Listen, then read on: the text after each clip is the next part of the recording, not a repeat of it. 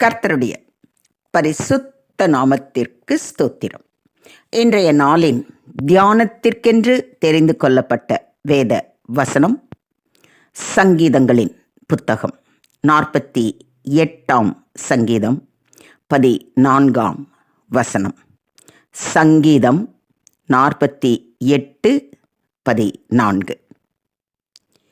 இந்த தேவன் என்றென்றைக்கும் உள்ள சதா காலங்களிலும் நம்முடைய தேவன், மரணபரியந்தம் நம்மை நடத்துவார். ஆமென். தேவன் நம்முடைய வாழ்க்கையில் நியமித்த காலம் வரையில் அவர் நம்மை நடத்துவார். அவர் நம் ஒவ்வொருவருக்கும் ஒரு காலத்தை, அதாவது இயேசுவோடு கூட சேர்த்து கொள்ளப்படுகிற நாட்களை நியமித்திருக்கிறார். அந்த நாள் முந்தவும் செய்யாது, பிந்தவும் செய்யாது. அதுவரையில் நம்மை வலக்கரத்தை பிடித்து நடத்துவார். ஆசாப் என்னும் சங்கீதக்காரன் சொல்லுகிறான், நான் எப்பொழுதும் உம்மோடு இருக்கிறேன், என் வலது கையை பிடித்து தாங்குகிறீர் என்று. ஆகையால் சம்பவிக்கிற காரியங்கள் எப்படியாக இருந்தாலும் அதை பற்றி நாம் கவலைப்பட வேண்டியதே இல்லை. கவலைப்படுகிறதினால் உங்களில் எவன் தன் சரீர அளவோடு ஒரு முழத்தை கூட்டுவான் என்று இயேசு கிறிஸ்துவ நம்மை பார்த்து கேட்கிறார் இல்லைங்களா? இந்த கடந்த காலத்தில், இந்த கொரோனா காலத்தில் எவ்வளோ பிரச்சனைகள் வந்தது. அதனால் நம்மளால் ஏதாவது செய்ய முடிஞ்சுதா? அதனால் எண்ணத்தை உண்போம், எண்ணத்தை குடிப்போம் என்று நீங்கள் கேளாமலும் சந்தேகப்படாமலும் இருங்கள். இவைகளை எல்லாம் உலகத்தார் நாடி தேடுகிறார்கள். இவைகள் உங்களுக்கு வேண்டியவைகள் என்று உங்கள் பிதாவானவர் அறிந்திருக்கிறார் என்றும் ரொம்ப தெளிவாக நமக்கு நம்முடைய ஆண்டவராகிய இயேசு கிறிஸ்து கூறியிருக்கிறார். தேவையானது ஒன்று தாங்க, இயேசுடைய பாதத்தில் அமர்ந்திருப்பது. அதாவது நல்ல பங்கை தெரிந்து கொள்வது. அன்னைக்கு மார்த்தாள் மரியாள் சகோதரிகளில் மரியாள் நல்ல பங்கை தெரிந்து கொண்டாள் இல்லையா? ஆண்டவருடைய பாதம் அமர்ந்து அவருடைய வார்த்தைகளை கேட்டு அதன்படி நடந்தா இல்லையா? அதே தான் நமக்கு தேவை. வேற எதை குறித்தும் நாம் கவலைப்படவே வேண்டாம். உலகத்தார் போல மரணத்தை பார்த்து பயப்படவும் வேண்டாம். நிம்மதியை இழந்து அப்படியே மரண பயத்தோடு எத்தனையோ பேர் இருக்காங்க. அடுத்து என்ன சம்பவிக்குமோ என்று நிச்சயம் இல்லாமல் காணப்படுகிறார்கள். ஆனால் தேவனுடைய பிள்ளைகளுக்கு ஒரு நிச்சயம் காணப்படுகிறது. அது என்ன நிச்சயம் தெரியுமா? இருளில் நடமாடும் கொள்ளை நோய்க்கும் மத்தியானத்தில் பாழாக்கும் சங்காரத்துக்கும் பயப்படாதிருப்பாய் என்ற ஒரு நிச்சயம். உன் பக்கத்தில் 1000 பேரும் உன் வலதுபுறத்தில் 10,000 பேரும் விழுந்தாலும் அது உன்னை அணுகாது என்ற ஒரு நிச்சயம்.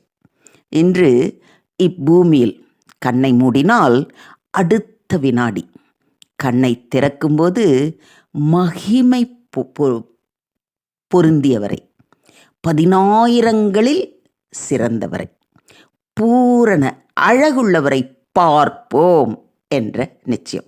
இந்த நிச்சயம் உங்களுக்கு இருக்கா? நிச்சயமாக இருக்கும்னு நான் விசுவாசிக்கிறேன். ஆகையால் கவலைப்படாதீர்கள். இந்த தேவன் என்றென்றைக்கும் உள்ள சதா காலங்களிலும் நம்முடைய தேவன், மரணபரியந்தம் நம்மை நடத்துவார். இதை விசுவாசிக்கிறீங்களா? தேவன் நம்மை நித்தமும் நடத்துவார். சமாதானத்தின் பாதையிலே நடத்துவார். தேவ சித்தத்தின்படியே நடத்துவார். சகல சத்தியத்திற்குள்ளும் வழி நடத்துவார்.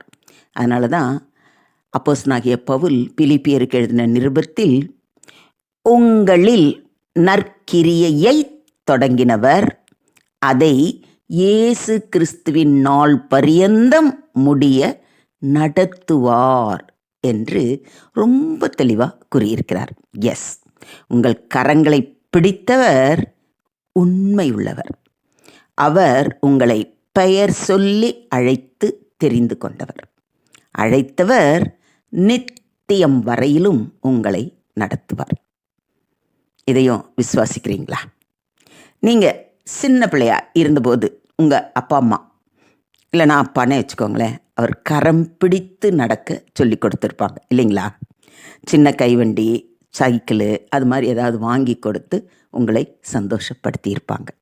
நீங்கள் வளர்ந்த பிறகும் உலகத்தில் நீங்கள் நடந்து கொள்ள வேண்டிய வழிகளை உங்களுக்கு சொல்லி கொடுத்து கொண்டு தான் இருக்கிறார்கள். ஆனால் கர்த்தர் ஒருவரே ஒரு நாளும் உங்களை விட்டு விலகாமல், கைவிடாமல், உலகத்தின் முடிவு பரியந்தமும் உங்களை நடத்துகிறவர்.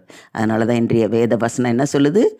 இந்த தேவன் என்றென்றைக்கும் உள்ள சதா காலங்களிலும் நம்முடைய தேவன் மரண பரியந்தம் நம்மை நடத்துவார் என்று மிக தெளிவாக நமக்கு உறுதி அளிக்கிறது.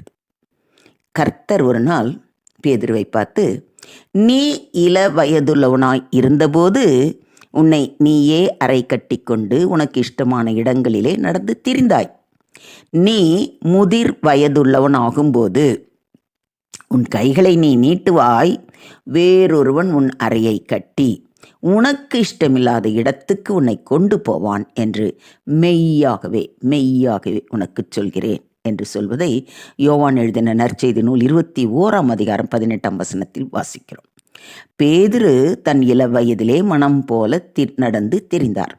பின்பு அவர் அப்போஸ்தலன் ஆகிவிட்டார். இனி பரிசுத்த ஆவியானவர் தான் அவரை வழி நடத்தச் செல்ல வேண்டும். ஒருவேளை அந்த பாதை பேதுருவுக்கு பிரியம் இல்லாததாய் இருந்தாலும் கூட தேவ சித்தத்தின்படி அதில் நடந்துதான் ஆக வேண்டும்.